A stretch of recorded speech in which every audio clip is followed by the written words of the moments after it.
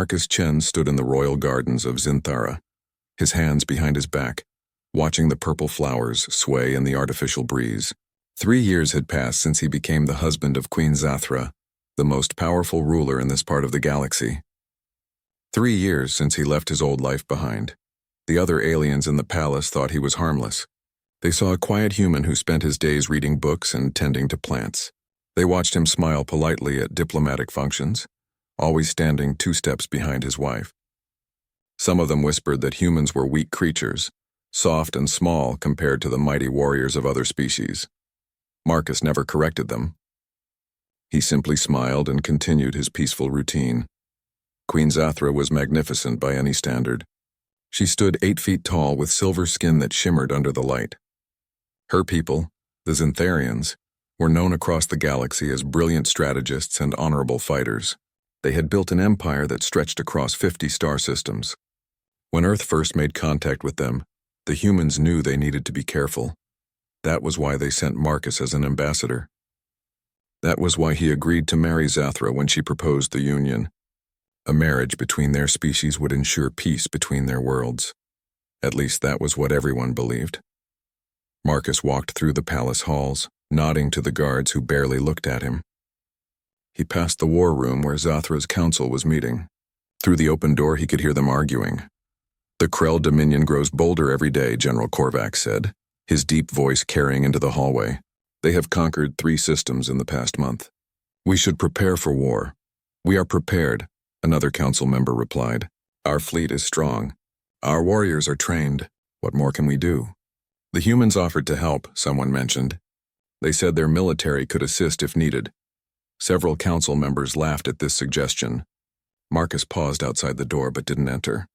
He had learned not to force his opinions on them. "Human military?" General Korvax scoffed. "I have seen humans. They are small. They have no natural armor, no claws, no venom. What could they possibly offer us in battle? Their ships are adequate." The Queen's voice cut through the discussion. Even after 3 years, Marcus felt his heart beat faster when he heard her speak. "But Korvax is right. We do not need assistance. We will handle the Krell ourselves if they dare to challenge us." Marcus continued walking. He had heard enough. He made his way to the library, his favorite room in the entire palace. It was filled with books and data tablets from hundreds of different worlds. He spent hours here every day, reading histories of galactic conflicts, studying battle strategies, learning everything he could about the species around him. Old habits died hard. That evening, Marcus joined Zathra for dinner in their private chambers.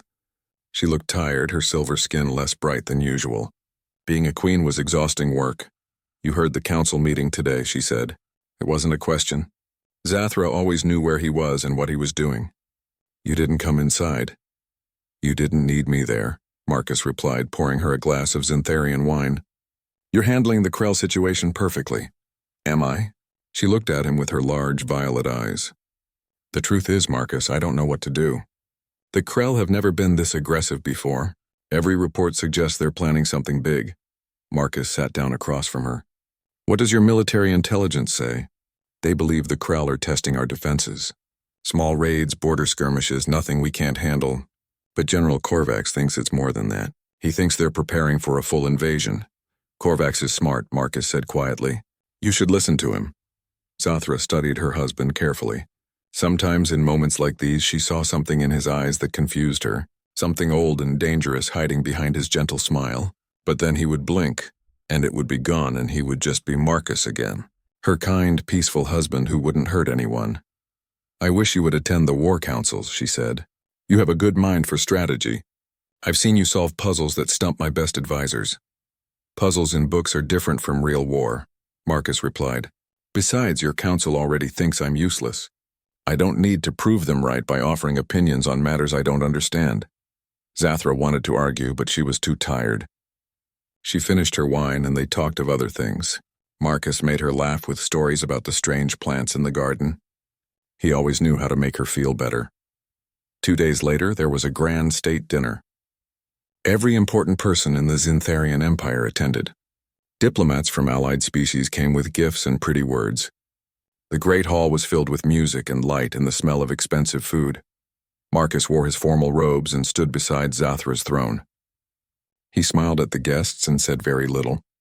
This was his role. The quiet human consort who looked nice but didn't matter. Much nobody noticed when he tensed slightly.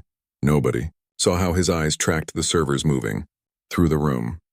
Nobody understood why he slowly shifted his position, placing himself between the queen and the main entrance. Then the screaming started. The palace guards at the door fell, their bodies hitting the floor with heavy thuds. 6 figures burst into the hall, moving with deadly speed. They were Krell warriors, each one standing 8 feet tall, covered in thick armor scales. Their claws could cut through steel. Their weapons could blast through walls. Guests panicked and ran. The remaining palace guards drew their weapons and charged forward, trying to protect their queen. They died quickly. The Krell were trained killers, the best the Dominion had to offer. General Korvax threw himself in front of Zathra, his own weapon ready. "Get the queen to safety," he roared, but the Krell were too fast. They spread out, cutting off every escape route. One of them, the leader, pointed directly at Queen Zathra. "Your Majesty," the Krell assassin said in broken Zintharian, "the Dominion sends its regards. Your empire ends tonight." Zathra stood tall, refusing to show fear. She was a queen. If she died, she would die with dignity. Then Marcus stepped forward. He moved from his position beside the throne, walking calmly toward the Krell assassins. His hands were relaxed at his sides. He didn't look afraid. He didn't look angry, he looked focused. "Marcus, no!" Zathra shouted, reaching for him. But he was already out of her reach. The Krell leader looked at the human approaching him. For a moment, the assassin seemed confused. This small creature was walking toward certain death. Was the human stupid or brave? Marcus stopped 10 feet away from the Krell. He smiled that same gentle smile he always wore. "Gentlemen," he said in perfect Krell language, which surprised everyone, "I'm afraid I can't let you hurt my wife." The Krell leader laughed. "And what will you do, little human? You have no weapon. You have no armor. You are nothing." Marcus's smile didn't change. He reached up to the ceremonial pin on his robe, the one that looked like a simple decoration. His fingers touched it gently. "Actually," Marcus said, his voice still calm and quiet, "I have plenty of weapons." The pin opened. Inside was technology the Zintharians had never seen before. Small, compact, deadly. Marcus's entire posture changed in an instant. The gentle husband disappeared. In his place stood something else. Something the galaxy had forgotten to fear. A human soldier who had gone to war. The Krell leader barely had time to raise his weapon before Marcus moved, and the throne room erupted in violence. Marcus moved like water, smooth and impossible to stop. The first Krell assassin swung his massive clawed hand at the human's head, fast enough to decapitate most creatures. Marcus ducked under it, his movement so precise that the claws passed through empty air exactly where his neck had been a split second before. As he ducked, Marcus's hand came up with a small device that looked like a simple metal cylinder. He pressed it against the Krell's armored chest and activated it. There was a sharp electric crack, and the assassin's entire body went rigid. His armor, meant to protect him from energy weapons, instead conducted the electrical charge directly into his nervous system. The Krell collapsed like a puppet with its strings cut. The other 5 assassins reacted instantly. They spread out, trying to surround Marcus. These were professionals, trained killers who had eliminated hundreds of targets. They would not make the same mistake their companion had. Marcus didn't wait for them to complete their formation. He rolled forward, coming up inside the reach of the second assassin. This Krell was faster than the first, bringing his weapon around to blast Marcus at point-blank range. But Marcus grabbed the warrior's arm, twisted it with surprising strength, and redirected the weapon. When the Krell fired, the energy blast hit the third assassin instead, burning through his armor and dropping him instantly, 2 down in less than 5 seconds. Zathra stood frozen beside her throne, unable to process what she was seeing. Her gentle husband, the man who spent his days reading and growing flowers, was fighting 6 trained Krell assassins, and he was winning. General Korvax watched with wide eyes. He had trained for decades in combat. He understood fighting. But what Marcus was doing wasn't just fighting. It was art, it was science. It was something the general had never seen before. The Krell leader realized they had underestimated the human. He barked orders in his own language, and the remaining 4 assassins changed tactics. They stopped trying to capture Marcus and started trying to kill him as quickly as possible. Marcus moved between them like smoke. When they struck at him, he wasn't there. When they tried to shoot him, he was already moving. He used their size against them, staying too close for them to use their weapons effectively. He used the environment, kicking chairs and tables into their path, forcing them to stumble and separate. He pulled more devices from hidden pockets in his ceremonial robes. A flat disc that he threw like a toy, but when it hit the fourth assassin's helmet, it exploded with a sharp bang, cracking the armor and leaving the Krell dizzy and blind. A thin wire that Marcus wrapped around the fifth assassin's weapon, then pulled tight, disarming him and dragging him off balance. The disarmed Krell charged at Marcus with his bare claws. He was still dangerous, still strong enough to tear a human apart. Marcus waited until the last possible moment, then dropped to the ground and swept the assassin's legs. The Krell fell hard and Marcus was on him immediately, pressing specific points on the warrior's neck. The assassin went limp, unconscious, 5 down. 2 minutes and 30 seconds since the attack began, only the Krell leader remained. He was the biggest of the group, the most experienced. He looked at Marcus with new respect and new hatred. "You are no simple consort," the Krell leader growled. "No," Marcus agreed, breathing hard but still focused. "I'm not. What are you?" Marcus didn't answer. He just waited, balanced and ready. The Krell leader pulled out 2 curved blades, weapons that could cut through almost anything. If Marcus got hit by those blades, all his speed and skill wouldn't matter. They circled each other. The throne room was silent except for their breathing. Everyone else was watching, waiting to see what would happen. The Krell leader attacked with a series of fast, powerful strikes. Marcus dodged and blocked using his forearms in ways that should have resulted in lost limbs. But his ceremonial robes had hidden armor woven into them, strong enough to deflect the blades. The Krell's eyes widened in surprise. Marcus counterattacked, targeting weak points in the armor, joints where the protection was thinner. He was faster than the Krell, but not as strong. One solid hit would end him, so he didn't let the Krell hit him solidly. The fight moved across the throne room. Marcus led the Krell leader near one of the support columns, then at the last second, ducked aside. The Krell's blade struck the column instead, embedding deep in the stone. While the assassin struggled to pull his weapon free, Marcus struck him 3 times in rapid succession. Nerve strikes that temporarily paralyzed the Krell's arm. The leader roared in pain and anger, swinging with his other blade. Marcus caught his arm, twisted and used the Krell's own momentum to slam him face first into the floor.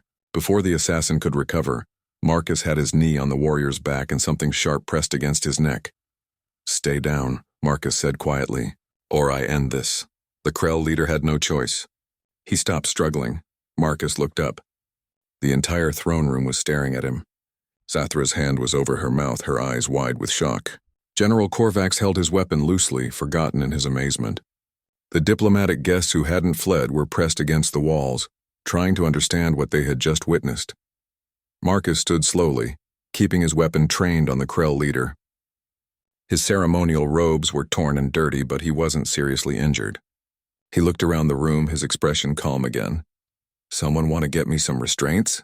he asked. "Heavy ones." "These are Krell warriors. They're very strong." Palace guards rushed forward, bringing chains and energy bindings. They secured all 6 assassins, checking to make sure they were truly subdued.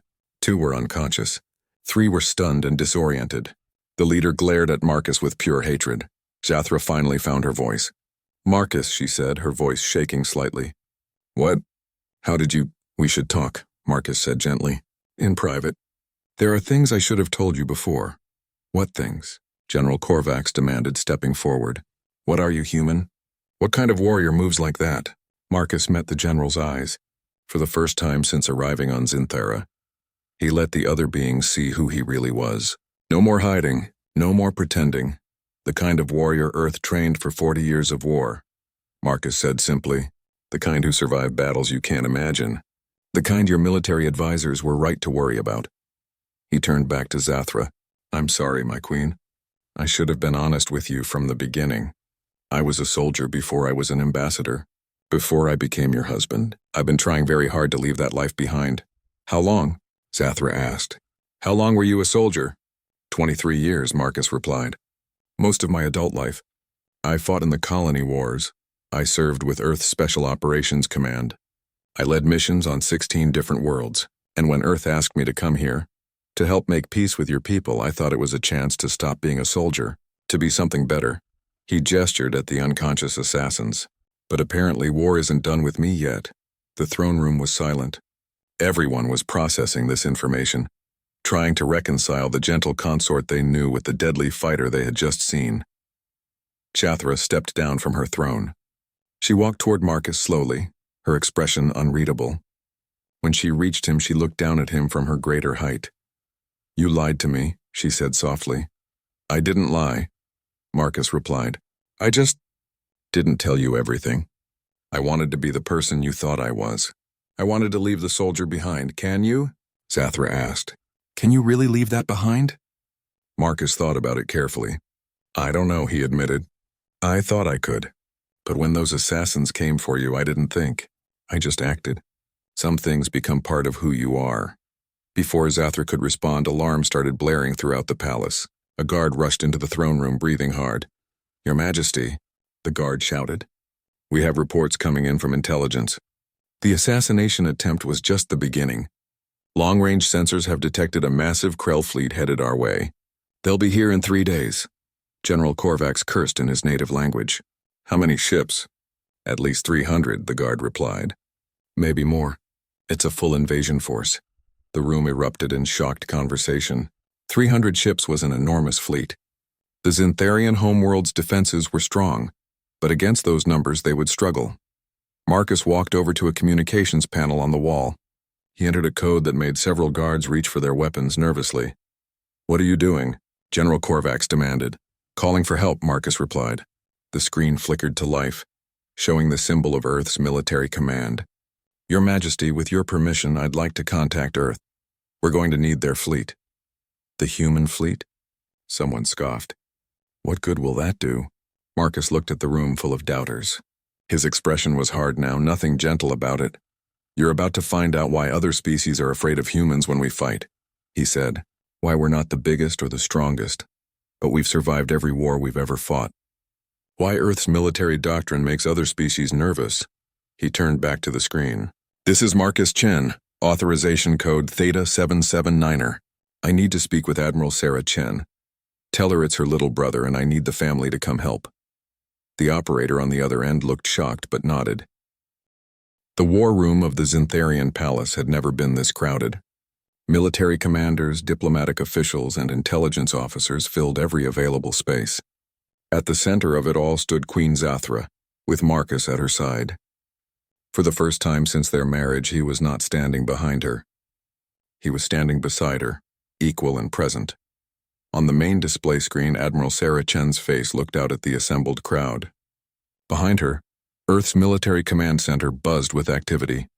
"The 7th Expeditionary Fleet is already moving," Sarah was saying. "We'll arrive in your system in approximately 48 hours. That's cutting it close, but we should beat the Krell by at least 12 hours. "How many ships?" General Korvax asked. He still looked at Marcus with a mixture of respect and suspicion. 67 combat vessels, Sarah replied, plus support ships. "I know it doesn't sound like much compared to the Krell's 300, but trust me, General, numbers aren't everything." 67 ships against 300, one of the Zintharian commanders protested. "This is madness. We'll be destroyed." Marcus spoke for the first time since the meeting began. "Admiral Chen, can you show them the Thermopylae simulation?" Sarah nodded. The screen changed to show a recorded battle scenario. The Zintharian military officers watched in silence as human ships engaged a force 5 times their size. What they saw confused them at first. The human ships didn't fight like any military they knew. They used strange tactics, moving in patterns that made no sense according to traditional military doctrine. Then the enemy fleet started falling apart. Ships exploded from internal damage. Command vessels went dark, their systems corrupted. Fighter squadrons turned on each other, their targeting systems hacked. In less than 20 minutes, the larger force was destroyed. "This is impossible," General Korvax said quietly. "What did we just watch?" "Human warfare," Marcus explained. "We learned early in our history that we can't always win by being stronger. So we learned to win by being smarter. We use technology, psychology, misdirection. We find our enemies' weaknesses and exploit them without mercy. This is dishonorable," one of the Zintharian nobles said, her voice filled with disgust. Where is the honor in tricking your opponent? Marcus turned to look at her. His expression was cold. Honor doesn't mean much to the dead. When someone comes to kill my family, I don't fight with honor. I fight to win. Zathra placed a hand on his arm, a gentle reminder to stay calm. But she was looking at her nobles with a firm expression. The Krell are coming to destroy our world. They sent assassins to kill me in my own palace. I will use every tool available to stop them, honorable or not. The room fell silent. It was clear that their queen had made her decision. For the next 2 days, the palace became a military headquarters. Marcus worked alongside General Korvax and the other commanders, sharing human tactical knowledge. At first, the Zintharian officers resisted his ideas. They were used to direct combat, fleet-to-fleet engagements where the stronger side usually won. Marcus's suggestions seemed strange and complicated, but as they worked through the simulations, they began to understand. Human tactics were based on making the enemy uncertain, forcing them to make mistakes, then punishing those mistakes without mercy. Late at night, after another long day of planning, Marcus sat alone in his chambers. He was looking at a small data pad, scrolling through old files. Zathra found him there, his face lit by the soft glow of the screen. You should rest, she said, sitting down beside him. Tomorrow will be difficult. Can't sleep, Marcus replied. He showed her the data pad. I was looking through my old mission reports, trying to remember what worked and what didn't. Zathra looked at the screen. She couldn't read human writing very well, but she could see images, battles, destroyed ships, lists of casualties. You've fought many wars, she said softly. Too many. Marcus set the data pad down. When I was 20 years old, I joined Earth's military. Back then, I thought it would be exciting. I thought I'd be a hero, protecting humanity from threats. I was stupid and young. What changed? I saw what war really was. Not glory or honor. Just death and suffering. I lost friends. Good people who died because of orders I gave. And even when we won, it never felt like winning. It just felt like surviving. He looked at Zathra, his eyes tired. When Earth asked me to come here to help make peace with your people, I jumped at the chance. I thought maybe I could do something good for once. Maybe I could help prevent wars instead of fighting them. And then I met you and I thought maybe I could finally be someone other than a soldier. Zathra took his hand. Her silver skin was warm against his. You are more than a soldier, Marcus. You're kind. You're patient. You make me laugh. You've never once used your position to demand anything. You've been a good husband. But I lied to you about who I was, did you? Zathra asked. Or did you just show me a different part of yourself? The part you wanted to be? Marcus thought about that. Maybe both. They sat together in silence for a while. Finally, Zathra spoke again. I was angry when I learned the truth. Angry and frightened. I thought I knew you, and suddenly I realized I didn't. The man I married was hiding a warrior inside himself. A very dangerous warrior. I never wanted you to see that part of me. I know. But Marcus, I need you to understand something. Zathra turned to face him fully. I don't love you less because of what you were. If anything, I respect you more. You had all this power, all this skill, and you chose to be gentle instead. You chose peace. That takes more strength than fighting ever could. Marcus felt something tight in his chest loosen. He hadn't realized how much he needed to hear those words. The Krell are coming, Zathra continued. And I need the soldier part of you to help protect our people. But when this is over, I want the gentle husband back. I want the man who grows flowers and reads books and makes me smile. Can you do that? I can try, Marcus promised. I'll always try. The next morning, the human fleet arrived. From the palace observation deck, Marcus and Zathra watched as 67 human ships emerged from hyperspace. They were smaller than Zintharian vessels, sleeker and faster. They moved with precision, taking up defensive positions around the planet. Admiral Sarah Chen's ship, the ESS Resolute, took position directly above the palace. A shuttle launched from its bay, heading down to the surface. 20 minutes later, Sarah Chen walked into the palace throne room. She was shorter than most of the Zintharians, just like all humans, but she carried herself like someone used to being obeyed. Her uniform was perfectly maintained, and her dark hair was pulled back in a tight bun. She looked at Marcus and smiled. Little brother, she said, walking forward to embrace him. You look old. You look older, Marcus replied, returning the hug. Thanks for coming. Wouldn't miss it. Someone's got to save your butt again. Sarah turned to look at Zathra, then bowed respectfully. Your Majesty, I'm Admiral Sarah Chen, commander of Earth's 7th Expeditionary Fleet. My brother speaks highly of you. Zathra inclined her head. Admiral, your arrival is very welcome, though I must admit, 67 ships seems like a small force against what we face. Sarah grinned. It was not a friendly expression. Your Majesty, you're thinking like a traditional military commander. More ships mean more firepower, right? But humans learned a long time ago that wars aren't won with the biggest guns. They're won with the best strategies. She walked to the tactical display and brought up a star map. The Krell fleet will arrive in about 10 hours. They'll come out of hyperspace here, at the edge of your system. They'll expect us to meet them in open space. Fleet against fleet. Traditional engagement, and we won't? General Korvax asked, interested despite himself. Hell no, Sarah said cheerfully. We're going to do something they won't expect. We're going to let them come to us. We're going to use the planet's gravity wells, its orbital stations, the asteroid field in the outer system.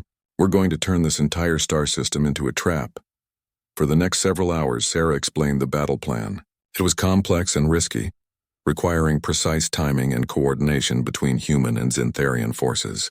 The Xantharian commanders asked many questions, some skeptical, some genuinely curious. Sarah answered them all with patience and confidence. Marcus watched his sister work, remembering why she was one of Earth's best commanders. She had a gift for making complicated plans sound simple, for inspiring confidence in her troops. He had missed working with her. As the meeting was breaking up, Sarah pulled Marcus aside. You okay?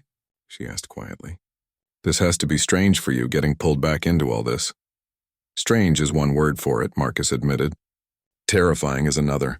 Sarah, if we lose this battle, Zathra and her entire civilization could fall. That's a lot of pressure. We won't lose, Sarah said firmly. You know why? Because we're humans, and humans don't give up. We fight dirty, we fight smart, and we fight until we win or we die. That's what makes us scary to other species. They can beat us in fair fights. So we don't fight fair. That's not exactly reassuring, Sarah laughed. It's not meant to be reassuring. It's meant to be true. She looked at him seriously. I read about what you did with those assassins. 6 trained Krell warriors in under 3 minutes. You haven't lost your edge, little brother. The Krell fleet emerged from hyperspace like a storm of metal and fury. 450 warships, each one bristling with weapons. Their formation was perfect, disciplined, overwhelming. They moved toward the Xantharian homeworld with the confidence of predators who had never known defeat. On the bridge of the ESS Resolute, Admiral Sarah Chen watched the enemy approach on her tactical display. Around her, human crew members worked with quiet efficiency. No one was panicking. They had trained for scenarios just like this. They're scanning us, the sensor officer reported, trying to assess our numbers and capabilities. Let them look, Sarah said calmly. Helm, begin pattern Delta 7. Let's give them something to think about. The human fleet began moving in what appeared to be a chaotic pattern, ships breaking formation and scattering across the system. To the Krell commanders watching, it must have looked like panic, like the humans were running away. They were wrong. Down on the planet's surface, Marcus stood in the palace command center next to General Korvax. Dozens of screens showed the battle space above them. He could see the Krell fleet advancing, confident and strong. He could see the human ships spreading out, looking disorganized. Are you certain this will work? Korvax asked nervously. Your ships look like they're fleeing. They're not fleeing, Marcus explained. They're getting into position. Watch. The Krell fleet continued forward, moving deeper into the system. They passed the outer asteroid field. They passed the orbital defense stations. They were heading straight for the planet, intending to overwhelm the defenders with pure numbers. Then Admiral Chen gave the order. All units activate. Suddenly, the scattered human ships weren't scattered anymore. They had formed a 3-dimensional net around the Krell fleet, surrounding them on all sides. The orbital defense stations that the Krell had ignored came online, their weapons hot. And in the asteroid field behind them, dozens of hidden human mines activated, cutting off their retreat. The Krell had walked into a trap. Fire, Sarah said quietly. The human ships unleashed everything they had, but they weren't firing traditional weapons. The first wave was electromagnetic pulse missiles, designed to disrupt enemy electronics. They detonated throughout the Krell formation, and dozens of enemy ships went dark, their systems temporarily offline. The second wave was cyber warfare. Human AI systems launched digital attacks against the Krell computer networks, trying to hack their targeting systems, their communications, their navigation. Some of it worked. Some of it didn't. But it all created confusion. The third wave was kinetic weapons, simple metal rods, accelerated to incredible speeds. No explosives, no energy signatures, just mass and velocity. They punched through Krell armor like it wasn't there, destroying engines and weapon systems. The Krell fleet tried to respond, but they were confused and disorganized. Their commanders were shouting conflicting orders. Their ships were running into each other as their navigation systems glitched. And through it all, the human ships darted and weaved, hitting and running, never staying in one place long enough to be targeted effectively. "This is insane," Korvax breathed, watching the battle unfold. "They're fighting 400 ships with 67, and they're winning." "They're not trying to destroy the entire fleet," Marcus explained. "They're trying to break their coordination. Make them uncertain. Humans call it the OODA loop. Observe, orient, decide, act. If you can complete that loop faster than your enemy, you win. And humans are very, very fast at adapting." But even as he said it, Marcus could see the Krell starting to recover. Their commanders were smart. They were pulling their fleet back together, forming defensive formations. They had more ships. Eventually, numbers would matter. Sarah saw it too. She opened a channel to the Zintharian fleet. "General Korvax, this is Admiral Chen. We've softened them up. Time for you to hit them with everything you've got." The Zintharian warships had been holding back, waiting for the right moment. Now they charged forward, their powerful energy weapons blazing. While the Krell were focused on the annoying human ships darting around them, the Zintharians hit them from the front with traditional overwhelming firepower. The battle became chaos. Ships exploded in bright flashes. Debris scattered across space. The Krell were fighting back hard now, their own weapons tearing through Zintharian shields and human armor. Good people were dying up there on both sides. On the planet's surface, alarms started blaring. Marcus's head snapped up. "What is it?" "Krell landing craft," a sensor officer reported. "They're breaking away from the main fleet, heading for the planet's surface. 20 ships. They're targeting the palace," Marcus cursed.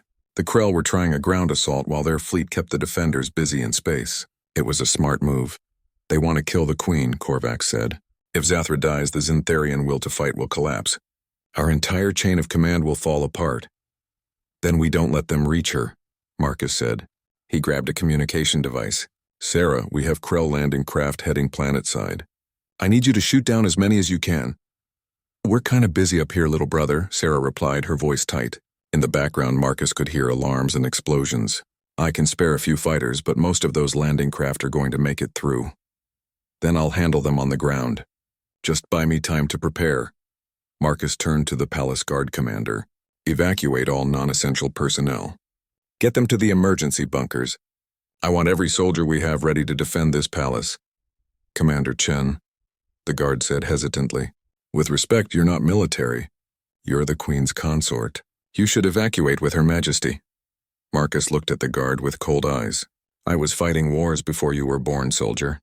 Right now, I'm the most qualified person on this planet to defend against a Krell ground assault. So you can either follow my orders or you can explain to the Queen why you let her palace fall. Your choice." The guard looked at General Korvax, who nodded. "Do what he says. I've seen what this human can do. If anyone can stop the Krell, it's him." For the next 20 minutes, Marcus transformed the palace into a fortress. He placed soldiers at strategic choke points. He set up traps using materials from the palace itself. He armed everyone who could hold a weapon. The Zintharian guards watched him work, their respect growing with every order he gave. Zathra refused to evacuate. "This is my palace," she said firmly when Marcus tried to convince her to leave. "I will not hide while my people fight. You're the Queen. If you die, your empire loses its leader. And if I run, my people lose their faith in me," Zathra countered. "I stay. I fight."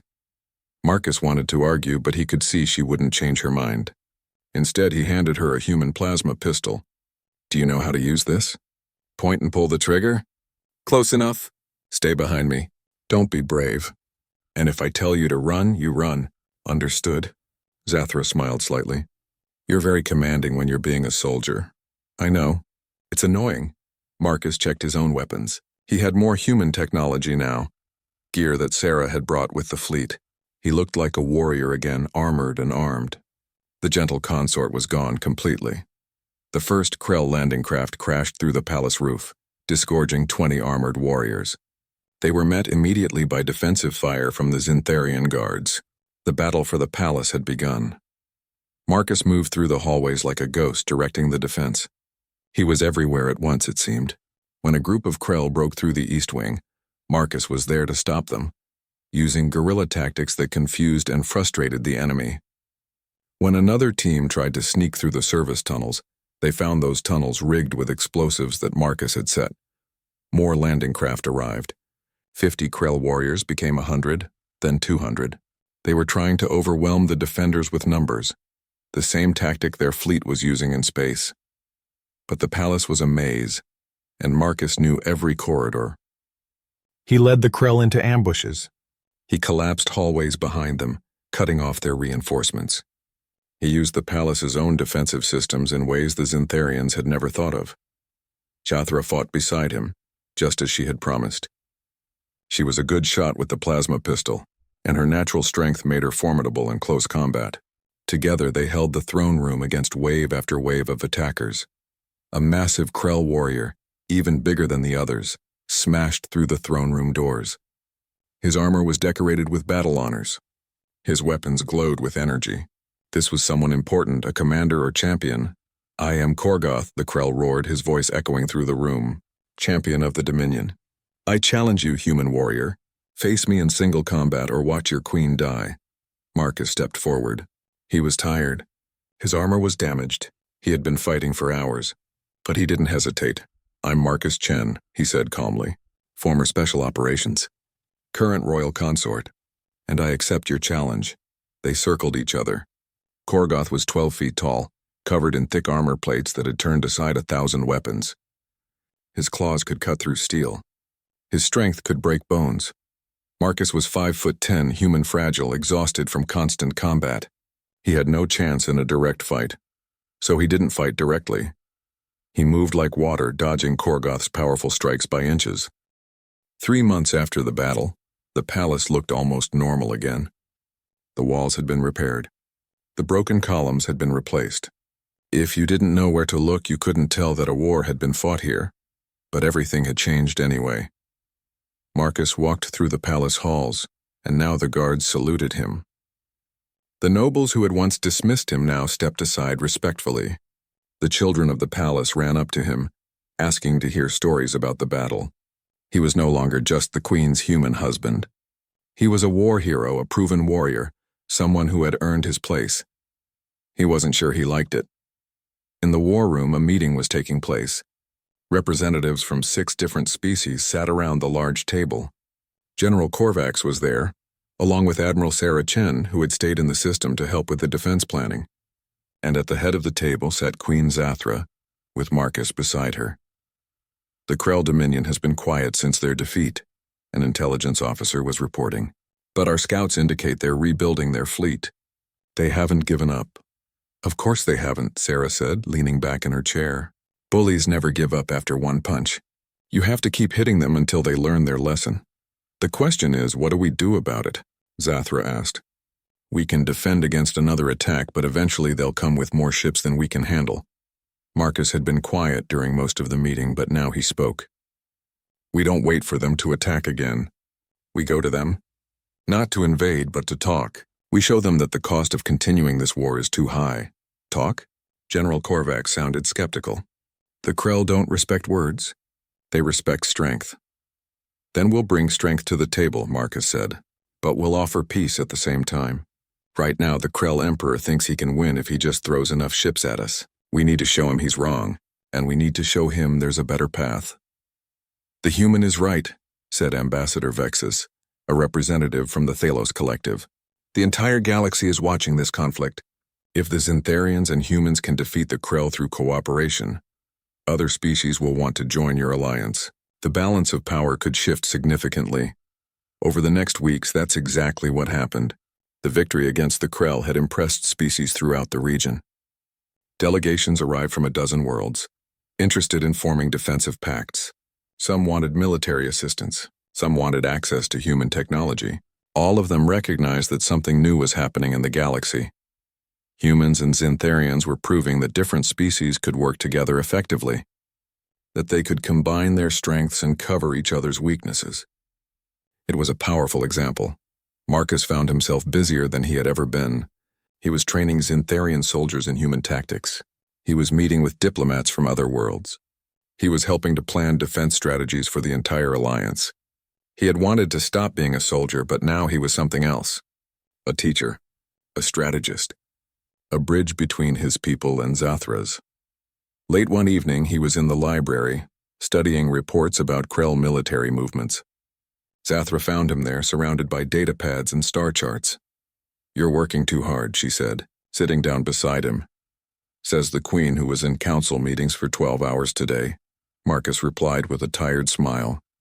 "That's different. I'm supposed to work too hard. It's my job." Zathra looked at the star charts. "Do you miss it? Your quiet life before all this?"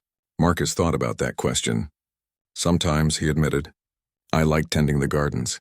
I liked reading books that had nothing to do with war. I liked being the person who made you laugh instead of the person who made battle plans." "You still make me laugh," Zathra said gently. "You're still the same person, Marcus. You're just more complete now. I see both sides of you, the gentle scholar and the fierce warrior, and I love both. Even though I kept secrets from you, even though," Zathra took his hand, "I understand now why you tried to leave your past behind. War is horrible. It changes people. But Marcus, you didn't let it make you cruel or cold. You fought when you had to, but you never stopped being kind. That's rare. That's special." Marcus pulled her closer. For a moment, they just sat together in comfortable silence. Then he said, "I got a message from Earth today. They're offering me a position as Ambassador General. I would coordinate military and diplomatic efforts between Earth and the allied species. It's a big job, important. Will you take it? I don't know. It would mean less time with you. More traveling. More responsibility. I wanted to stop being a soldier, and instead I'm being asked to lead soldiers from a dozen different worlds." Zathra was quiet for a moment.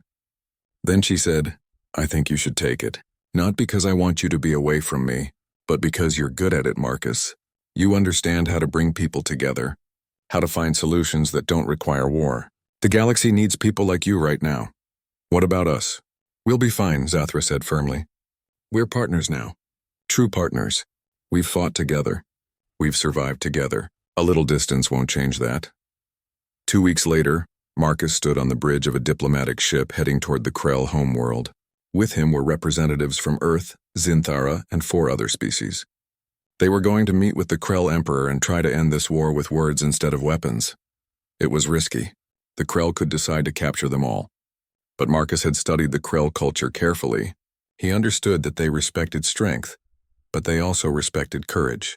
Coming to their homeworld, walking into their territory without an army, that showed courage. The Krell Emperor received them in his throne room. He was massive even by Krell standards, covered in scars from 1,000 battles. He looked at Marcus with interest. "So you're the human who defeated my champion," the Emperor said, his voice like grinding stones. "Smaller than I expected. Humans are often underestimated," Marcus replied calmly. "That's usually a mistake." The Emperor laughed, a harsh sound. "Indeed, you cost me a significant portion of my fleet, human. Many of my warriors. Why should I not have you killed for this? Because killing me won't get your fleet back," Marcus said. "And it won't stop the alliance that's forming against you. Right now, 6 species have joined together because of your aggression. If you continue, that number will grow. Eventually, you'll face the combined might of half the galaxy. Even the Krell can't win those odds. So you come offering peace? I come offering an alternative," Marcus corrected. "Keep fighting and you'll eventually lose everything. Or join the alliance. Contribute your strength to something bigger than conquest. There are threats in this galaxy that don't care about borders or empires. Threats that will require all of us working together to face." The Emperor studied Marcus for a long moment. "You speak of threats I should fear more than you?"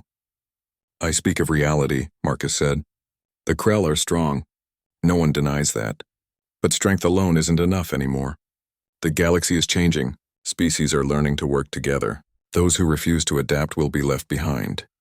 The negotiations took days. The Krell Emperor was proud and stubborn, but he was also smart. He could see that Marcus was right. The alliance was growing stronger every day. And the Krell, for all their military might, couldn't fight everyone forever.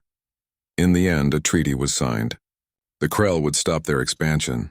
They would release the systems they had conquered. In exchange, they would be offered a place in the alliance, with full respect for their military traditions and culture. It wasn't perfect, but it was peace. When Marcus returned to Zinthara, he was greeted as a hero again, but this time it felt different. He hadn't won through violence. He had won through negotiation, through understanding, through finding a solution that let everyone keep their dignity. Shatra met him at the landing pad. She wrapped her arms around him, not caring that hundreds of people were watching. "You did it," she said. "You actually did it." "We did it," Marcus corrected. "This whole alliance, everything we've built, it only works because we showed that cooperation is possible. You and me, two people from different worlds who learned to trust each other." That night there was a great celebration in the palace. Representatives from a dozen species gathered to toast the new peace. Music played. Food from many worlds was served. It felt like the beginning of something important. Marcus found himself on the balcony looking out at the city. The lights were beautiful, millions of them stretching to the horizon. Somewhere down there, families were safe because of the peace treaty. Children would grow up without war. That felt good. Sarah found him there. "Not much for parties?" she asked. "Too many people," Marcus said. "I'm still more comfortable with books and gardens." "You're also apparently comfortable negotiating with genocidal warlords," Sarah pointed out. "Little brother, you've changed. Not in a bad way. You've found balance, the warrior and the diplomat working together." "I had good teachers," Marcus said. "You taught me how to fight. Zathra taught me why we fight. Turns out both lessons are important," Sarah smiled. "I'm proud of you. Mom and Dad would be too." She looked serious for a moment. "Earth wants me to establish a permanent military presence here. A joint command with the Zintharian fleet. They're offering me a promotion to Fleet Admiral if I take it."